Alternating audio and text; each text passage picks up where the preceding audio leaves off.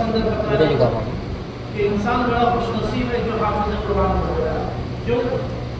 اس کو جلا سکے گی نہ دوزخ کی آگ بھی. دوزخ کی آگ اس کو نہیں جلا سکتی.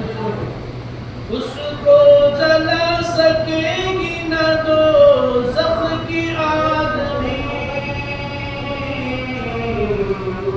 محفوظ جن کے سینے میں قرآن ہو گیا.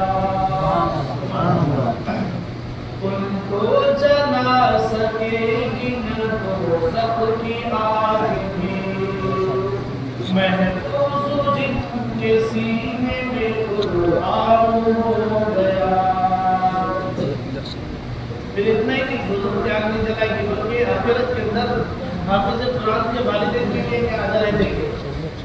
10 ایسے آدمی کو جنت دلائے گا. 10 ایسے آدمی کو جنت دلائے گا.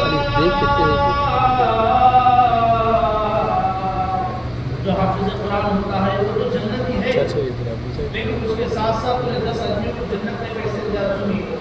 10 ایسے آدمی کو جنت دلائے گا. 10 ایسے آدمی کو جنت دلائے گا. دوزخ میں جن کے جانے کا اعلان ہو گیا. بہت خوب، ماشاء اللہ ماشاء اللہ. جن کے جانے کا اعلان ہو گیا. ارشاد. پھر والدین کی تعریف سے سنیے.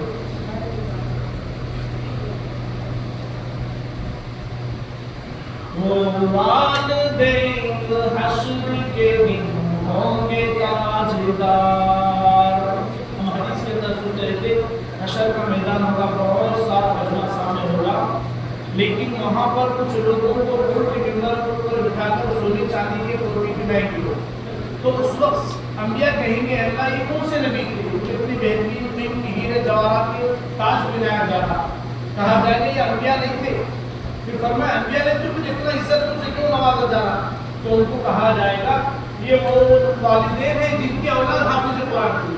تو اسی کے متعلق ہے سنیے.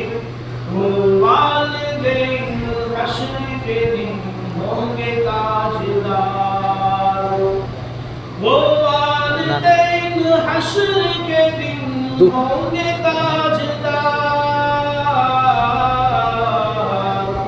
جن کا دلارا حافظ قرآن ہو گیا. جن کا دلارا حافظ قرآن ہو گیا. فضل خدا سے صاحب ذیشان ہو گیا. وہ خوش نصیب حافظ قرآن ہو گیا. ہم فکر کریں انشاءاللہ. ہم تو حافظ نہیں بنے، کم از کم ہمارے اولاد کو حافظ قرآن بنائیں. فکر کریں گے انشاءاللہ ہمارے اولاد کو بنائیں گے. اولاد کو بابا سے کسی نہ کسی کو ہمارے خاندان کے سب کو حافظ قرآن بنائیں گے انشاءاللہ. اور زیب عالم کی رحمۃ اللہ علیہ بہت بڑے اللہ والے. اگرچہ آج تاریخ